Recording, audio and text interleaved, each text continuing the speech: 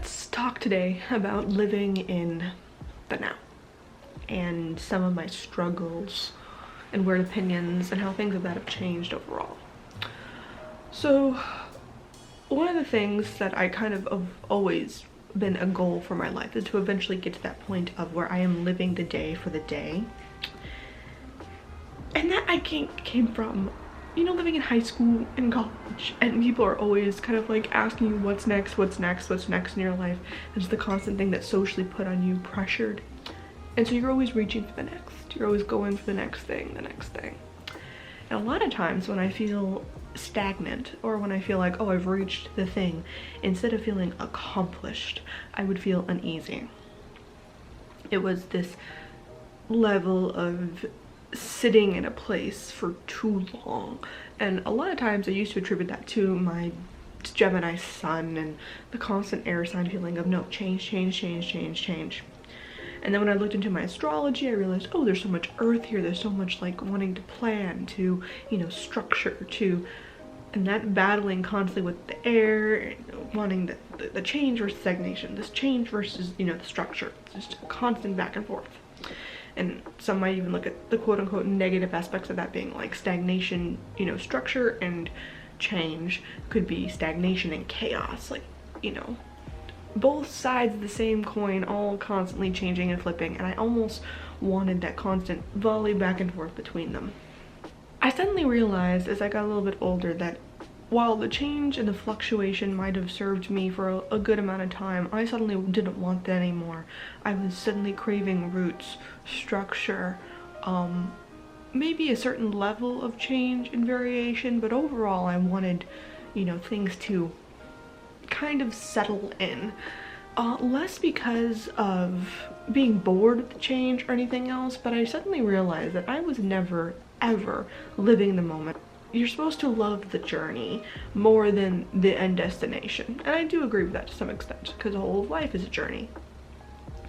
But to have no joy or no good feelings when talking about the end destination, when you have a success and then you feel like you can't even celebrate it for a minor moment, like there is no joy out of it at all, I really hated that.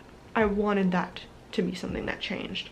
I wanted to appreciate the big moments more. You know, I wanted to celebrate milestones, things like birthdays, graduations, you know, anniversaries of a spiritual sort, of any sort of sort. I wanted to celebrate those major moments because the journey was important, but those milestones are also important. You know, it doesn't have to be one or the other. It can be both. And one of the things that I really, really loved that I got from a really great friend of mine was that she, several years ago now at this point, but basically within a year's time, she got engaged, got promoted, quit her job, moved, got a new job, and then got married, all within 365 days. And so by all of this stuff slamming together, when she came out the other end, she suddenly realized, oh, that was so many stressors, and I didn't get to savor so much of life. It was such a stress. She mentioned to me how it was such a weird thing to realize she had not savored moving into her first house with her husband, that it was very rushed and needed to happen. There was no celebratoriness of it till way later. And she kind of regretted that. And one of the things she imparted to me was to savor life more. Take your time. And I took that advice very much to heart, and I realized I wanted to take my time with so much more. So when I got my first job, I took my time with it. I then, you know, moved out of my parents' house for a short term, about a year, and settled into figuring out what I needed to do. Realized I wasn't where I needed to be. Moved back. During that time, I also discovered witchcraft. I took my time with my paganism, my craft, my spirituality. And again, when you dive into that, how often does anyone in any spiritual space hear all the time about don't be looking so to the future, don't always be looking to the past, that the most magic can happen, your best manifestation can happen when you live the most to the now. Appreciate what you currently have. because what you do in the now will affect what you do in the future. It is the actions and things you take is what manifests a little bit later. And the biggest power you have is the now. There's even theories that say that there is no future, there is no past. Time is way more looking in than that. That the now is all that matters. And as I discovered that, I dived even more into that thought of being more and more in the now. And for the longest time, there was one last milestone in my head, which was to move to Portland. I realized that so much of me living in the now in Arizona was me kind of living in misery. It was a lot of just feeling totally unsatisfied with things, not really wanting to do anything. Like, all the motivation had gone out of me, and it was such a weird way of, oh, you need to wait. You need to savor the unpleasantness of this, which was a very messed up, weird place to be in, but that's where I was. After that, and moving to Portland, it was like the expanse of time shrunk down on me, is the only way I can really describe it, where I could only see through binoculars, like way out into the distance. It was like, instead of that being how I focused on, I took the binoculars away but then put on blinders. Like, it was such a, you must only see what is in front of you. You can only see the now. There is no option to see anything else. And it was instantaneous from the moment I moved. I really could not see beyond the year, whereas before I was always planning 2 years, 3 years, 4 years in advance. Always so focused on that, like, that vision in the binoculars. And now suddenly it was like, no, what is currently happening? I had to travel, there were certain things, events coming up, and I planned for them, but overall it was so much of what is currently going on. What do you want now? And that worked. I was really appreciating it. I was really living in the moment more. I was enjoying stuff more. I was savoring living in a place that I had so wanted to get to. And it was something where I felt for the first time I was really appreciating an accomplishment. The fact that I'd gotten my stuff together, decided I wanted to move to Portland, did all the things. I really felt like I was savoring it. And to the point that when I was traveling so much last year, I got a little mad at myself. I was a little bit like, no, you're not savoring enough. You didn't linger in Portland long enough. You should have lingered longer. Then, lovely event that is causing all of us to stay indoors all the damn time happened this year. And so many people have talked about slowing down, living more in the moment, taking their time with things, savoring the little things, the real appreciation and gratitude that can only really happen when the world is shoving your face into how easily your life can change and how easily the things you even appreciate can be taken away. And I am so in the now that those blinders is not a year, it's not a couple months, like so many of you, because the future is so unknown. I can't look past a certain point because I have no idea what that's gonna look like. There's no concept of planning trips, planning the holidays, planning Sabbaths even. It's maybe I will get to see my friends, maybe I won't. There's so drastically different possibilities that it's hard for me to even comprehend what something could look like. So I have shrunk more and more and more into the moment. Each day I wake up and go, okay, I have to get this many things done. And sometimes I'll shift a few things off to the next day, to the next day. But I really can't shift it off that much more because I can't see past that. My brain almost can't seem to comprehend past today anymore.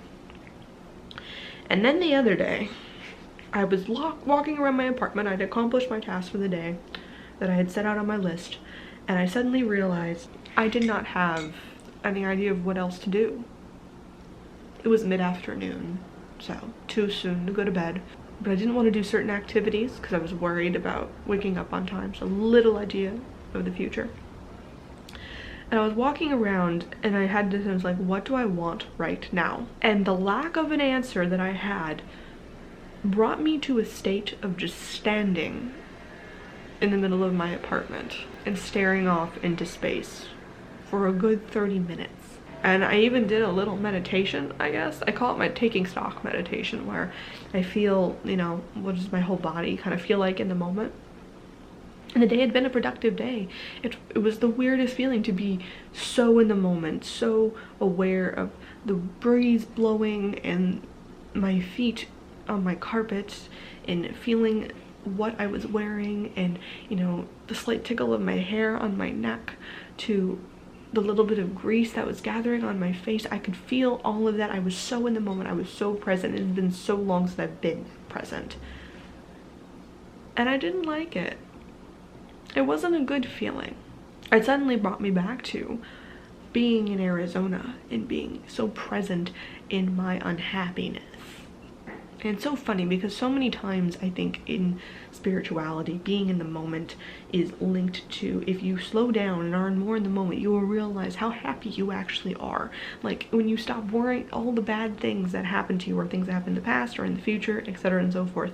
And it's like almost drilled into me, that concept of, if it's in the now, it's not really all that bad. The bad things are all things you're imagining in the future, or things you can't get out of your head from the past. But the now wasn't comfy. The now was freezing and restrictive and so uncomfortable. And I'm not a person who at all likes that concept of always seek the light, always find the good, because the uncomfortable, the shadows, the dark sides of things very much exist, and to ignore them has never served me. So as I got more and more uncomfortable, I tried to sit with it even longer. What is this feeling? What is this being so present and being so unhappy in it? Why? What is this emotion? You know, try to untangle it. Try to understand it. To better understand myself. And I had no answer. In that moment, in that now, I had no answer. I had nothing, boo-boo. Yes, come here, you talk, you have to, no, runs away. She's like, Mama, I'm not getting on camera, I'm not doing it. The why was gone. There was no why. It was a total unknown as to why that particular moment was so uncomfortable. And then suddenly I realized that again, I had done the thing of overcorrecting. I was so focused for so much of my life on the future, the binoculars. And then suddenly I switched to the blinders of being in the now moment. You can't see forward, you can't see back, you are in the now. And let's be for real here. Humans aren't made with binoculars or blinders. We're here with a certain view of the world. We can see so far and comprehend so far back. I think for a reason. I think having a concept of time, yes boo-boo, is something we constructed for a reason. Sometimes the now is unpleasant. Sometimes being more present isn't a thing that takes away all the bad. Focusing more on your current moment isn't always a good thing. And sometimes you don't even know why. Sometimes there isn't a why. Sometimes you do need to look forward to the future. Sometimes you do need that light at an end of a tunnel to feel better about life. Say hello. It's always a mix of both, right? Again and again and again, it comes back to the idea of balance. It's the journey and the destination, not one or the other. It's being present and also making a plan for the future. I'm thinking about the past and how maybe certain things didn't work for you there. Overcorrecting is something I do all the time, and maybe that is a good tool that I use because it shows me the extreme. When I think that something is wholly bad through and through, when I overcorrect to the thing that I see is overallly good, I suddenly realize that no, all of it is a shade of gray, and all of it is a thing that is needed to be balanced out. It's never one or the other. It's always a little bit of both. And I think maybe that is the thing that I need to be more aware of right now, is that I don't want to be one or the other.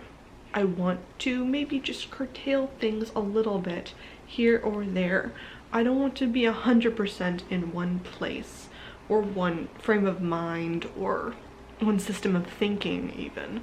So much of things that have really ended up working very, very well for me all come down to the balance of two things or more.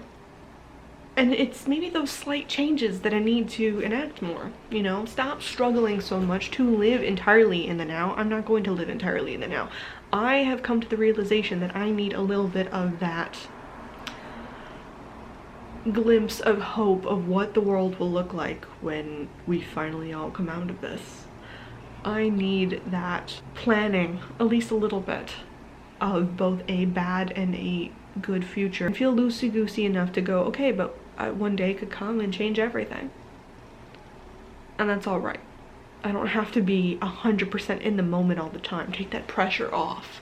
That if I can't focus wholly on just that thing, then my magic won't be as potent. I am not anxious if I'm looking in the future into the moment. I am not depressed if I am looking back to the past. Maybe I'm just taking stock to evaluate and to change. So progress can still be made.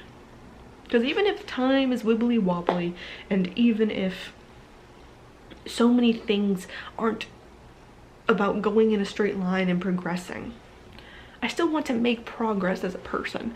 And that requires a bit of forward and backward looking. And then doing what I can in the moment to make sure that that happens. So that's kind of what I've come to during this last week. How are you guys feeling? Are you someone who really is looking forward to the future and is like, yeah, no, I'm done with this moment. I need the future. We're done with this. Or are you not quite, you know, more like me in between, doing a balance of both? Seeing what happens, trying to make a plan, but allowing that plan to be adjustable. All of that in the comments down below. And I'll see you guys next time.